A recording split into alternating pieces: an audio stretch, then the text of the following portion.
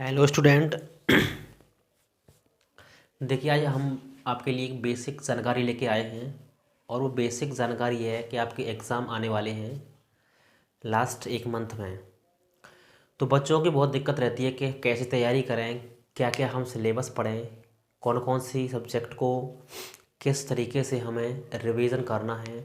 और सबसे ज़्यादा दिक्कत आती है फिजिक्स और केमिस्ट्री में, क्योंकि इसी में समस्या इसलिए आती है क्योंकि इसमें न्यूमेरिकल भी आते हैं बहुत सारे, उनकी प्रैक्टिस नहीं हो पाती है।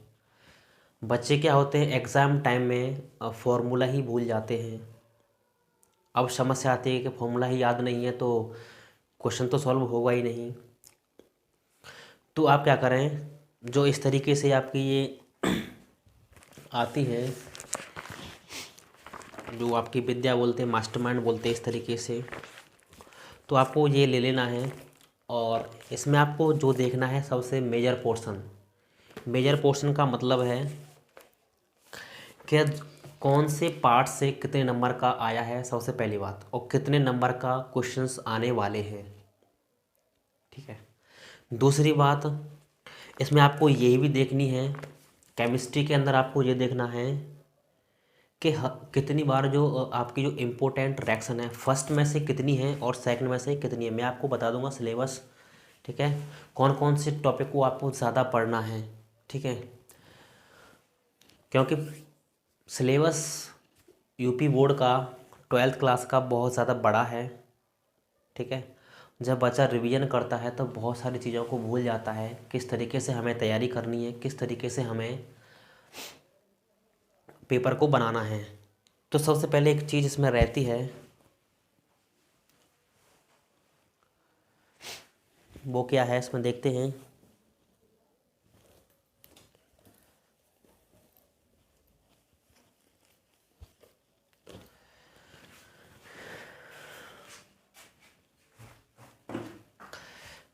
तो देखिए, बात करें केमिस्ट्री की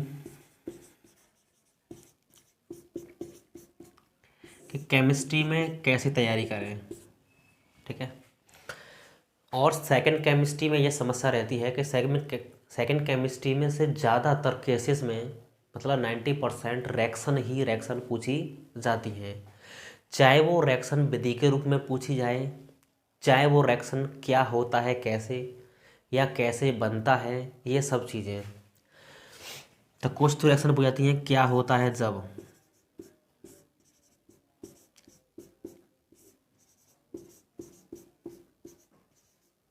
क्या होता है जब, एक पोर्शन जो होता है। बी पोर्शन होता है कैसे प्राप्त करेंगे।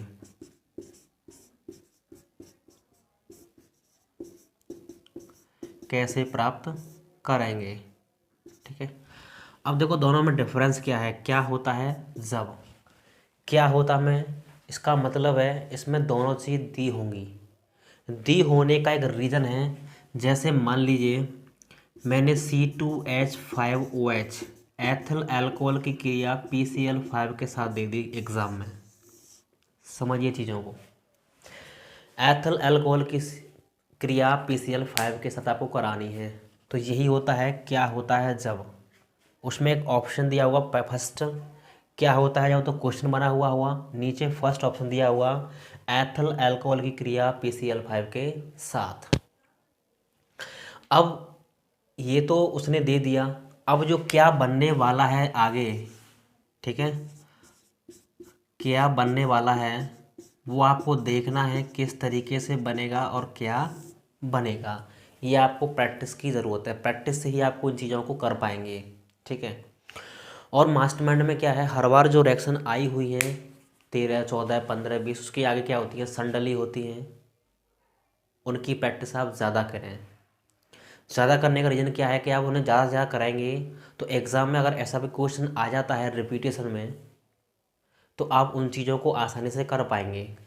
क्योंकि बहुत से बच्चों की दिक्कत यही हो जाती है कि जब पेपर सामने आता है तो उसमें से रिएक्शन जो होती हैं या उनके फॉर्मूला होते हैं वो क्या होते हैं, भूल जाते हैं।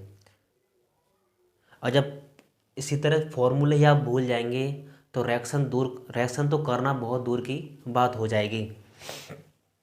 ठीक है। अब सेकंड पोर्शन आता है कैसे प्राप्त करेंगे, कैसे प्राप्त करेंगे मतलब मैंने दे दिया एथिल अल्कोहल बनाइए, एथिल अल्कोहल बनाइए, मतलब एरो के बाद का दे दिया एथिल अल्कोहल बनाइए। अब एथिल अल्कोहल बनाना है और जो जिसमें लगता है वो हमें पता ही नहीं है, ठीक है, कि इसमें हम क्या क्या चीज़ मिलाएं तब एथिल अल्कोहल बन जाए। ये भी चीज़ किससे आएगी, आपको प्रैक्टिस से आएगी। तो ये सब के लिए मैं आपको एक चीज़ लेके आया हूँ। जब तक एग्ज़ाम है हर रोज़ मैं आपको लिए एक वीडियो लेकर अगर आऊँगा, उसमें 10 से 12 आपके रिएक्शन हुआ करेंगी और वो रिएक्शन ऐसी हुआ करेंगी जो हर बार एग्ज़ाम में बार बार पूछी गई हैं, हर बार क्या होती हैं, पूछी गई हैं, ताकि आप हैं उन्हें आसानी से क्या कर सकें रिपीट कर सकें। और जो फर्स्ट केमिस्ट्री से जो पहली केमिस्ट्री है उसमें से तुम्हारे ठोस अवस्था, कौन सी, ठोस अवस्था, विलयन,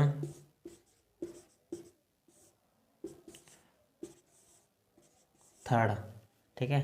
और जो तुम्हारा कोटि वाला है इसमें प्रथम कोटि और शून्य कोटि के न्यूमेरिकल पूछे जाते हैं, उससे भी तुम्हारे क्या होते हैं। तो इन 3 पार्ट से तो मोस्ट इम्पोर्टेंट हैं, ठीक है। रेक इनसे क्या आता है, इनसे आता है न्यूमेरिकल, ठीक है। और सबसे ज़्यादा तुम्हारा इम्पोर्टेंट तुम्हारा विलियन वाला सॉल्यूशन वाला। तो इनमें से आपको न्यूमेरिकल करने की प्रैक्टिस की ज़्यादा है। हेडिंग तो आपको पढ़नी ही याद करनी है, लेकिन आपको न्यूमेरिकल की प्रैक्टिस भी आपको करनी है। इसके लिए मैंने वीडियो डाल दिए हैं, ठीक है, चाहे तो आप चेक कर सकते हो, लेकिन रिवीजन के तौर पर मैं आपको फिर दोबारा से इन चीज़ों को करा दूंगा, ठीक है, ताकि एग्ज़ाम में आपके कोई भी क्वेश्चन छूट के ना आ पाए, ठीक है। और इसमें से फर्स्ट केमिस्ट्री में जो एक और चैप्टर तुम्हारा इम्पोर्टेंट है वो है पी ब्लॉक। कौन सा है, पी ब्लॉक। और पी ब्लॉक में आपके मेन तो 4 श्रेणी ही आती हैं, वैसे टोटल 6 श्रेणी हैं, 13, 14, 15, 16, 17, 18, ठीक है। वर्ग 13 के, वर्ग 14 के आपके फर्स्ट ईयर में हैं, और सॉरी 15 से का आपके शुरू होते हैं, 15, 16, 17, 18, 4 श्रेणी आपकी क्या हैं, आपके इंटर में हैं। बाकी 14 तक आपके क्या हैं, 11th में हैं। और मैं बता दूंगा आपका 13, 14, 15 में आपके आते हैं नाइट्रोजन परिवार के तत्व, यहाँ से आपका शुरू होता है। तो नाइट्रोजन परिवार में आपकी 2-3 विधियाँ हैं। एक तो आपको अमोनिया बनाने की विधि आपको मोस्टली मिल जाएगी, ज़्यादातर एग्जाम में पूछी गई है। दूसरी बात करूँ, फास्फीन तो हटा दी है इस बार, पिछली बार भी हटा दी थी, पीएच बनाने की विधि है, ये तो आपको हटा ही दिया है, ठीक है। PCl3, PCl5 ये भी हटा दिए हैं, तो जिन्हें आप याद करने की ज़रूरत नहीं है। तो वर्ग 15 की बात करें, नाइट्रोजन परिवार है, ठीक है। इसमें से आपको NH3 आपको मोस्टली याद कर लेनी है। इसकी 2 या 3 विधि हैं, आपको 2 विधि तो कम से कम याद करनी है। कौन कौन सी, एक तो आपको प्रयोगशाला विधि और एक आपकी औद्योगिक विधि। और इसके रासायनिक गुण आपको प्रैक्टिस करनी है, क्योंकि उसमें 2 या 3 रासायनिक गुण आपके पूछे जाते हैं,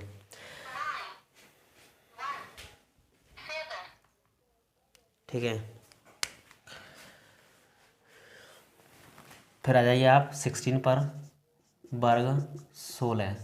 हाँ, इसमें एक वर्ग 15 में एक और आती है, मोस्ट इम्पोर्टेंट है, नाइट्रिक अम्ल, HNO3 बनाने की विधि मोस्ट इम्पोर्टेंट है। इसकी भी तुम्हारी एक ऑस्टवाल्ड विधि है, वो आपकी इम्पोर्टेंट है, और जो तुम्हारी प्रयोगशाला विधि है वो तो है ही, ठीक है।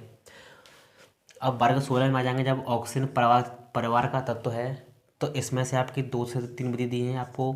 एक तो है आपकी ऑक्सीजन बनाने की विधि, इसे ऑक्सीजन बनाने की विधि है, और दूसरी है O3 यानी ओजोन बनाने की विधि, ये भी दी हुई है। और अगली है इसमें से SO2 बनाने की विधि, सल्फर डाइऑक्साइड बनाने की विधि। H2SO4 इस बार हटा दी है, ठीक है। इसमें तो जो तुम्हारी H2SO4 की जो औद्योगिक विधि है वो हटा दी है, प्रयोगशाला विधि आप फिर भी याद कर सकते हैं। और जब आप वर्ग 17 में चले जाएंगे तो वर्ग 17 में आपकी इम्पोर्टेंट है डीकन विधि। डीकन विधि आपकी बनाने की विधि है, क्लोरीन बनाने की डीकन विधि है, तो इसे भी आप याद कर सकते हैं। तो 7 से 8 आपकी विधि हो जाएंगी, ठीक है। उन्हें आप क्या कर सकते हैं, याद कर सकते हैं एग्ज़ाम की दृष्टि से। ये तो हो गया आपका फर्स्ट केमिस्ट्री का पोर्शन, ठीक है। अब आ जाइए सेकंड केमिस्ट्री पे। तो सेकंड केमिस्ट्री में आपको अल्कोहल, फिनॉल, ठीक है, और ईथर सबसे मोस्ट इम्पोर्टेंट हैं। अल्कोहल, फिनॉल, ईथर और आपका कार्बोक्सिलिक सबसे मोस्ट इम्पोर्टेंट चैप्टर है 4, ठीक है। अल्कोहल, फिनॉल और ईथर। एलो एल्केन भी इम्पोर्टेंट है, लेकिन वो ज़्यादा है क्योंकि ज़्यादा नंबर के हैं, उन्हें आपको प्रैक्टिस ज़्यादा करनी है। क्योंकि आप हर चीज़ को लेके चलेंगे तो आप सब चीज़ को नहीं ले पाएंगे, क्योंकि सिलेबस बहुत ज़्यादा बड़ा है, 5 सब्जेक्ट हैं। आप किस किस चीज़ को करेंगे धीरे धीरे। तो आप क्या कर रहे हैं, शुरुआत में जो ज़्यादा नंबर की है उन्हें प्रैक्टिस आप ज़्यादा कीजिए। जब एंड टाइम में पेपर आए तो आप छोटी मोटी चीज़ों को आप याद भी कर सकते हैं, ठीक है, उन्हें कर सकते हैं। तो चलिए कल से शुरुआत कराएंगे। मैं 10 से 12 हर रोज़ आपके लिए क्या लेके आऊँगा, रिएक्शन लेके आऊँगा, जो हर बार एग्ज़ाम में पूछी गई हैं और पूछी जाती हैं। और क्वेश्चन में आप एग्ज़ाम में किस तरीके से क्वेश्चन पूछता है मैं आपको वो भी बताऊँगा, किस तरीके से क्वेश्चन आता है और आपको उसका आंसर किस तरीके से देना है। तो चलिए मिलते हैं नेक्स्ट वीडियो में। कल से पढ़ेंगे इसकी रिएक्शंस, मोस्ट इम्पोर्टेंट हैं। सभी रिएक्शन को मैं कराऊंगा आराम धीरे धीरे से। और मैंने ज़्यादातर सेकंड केमिस्ट्री की सभी वीडियो मैंने डाल दी हैं, ठीक है।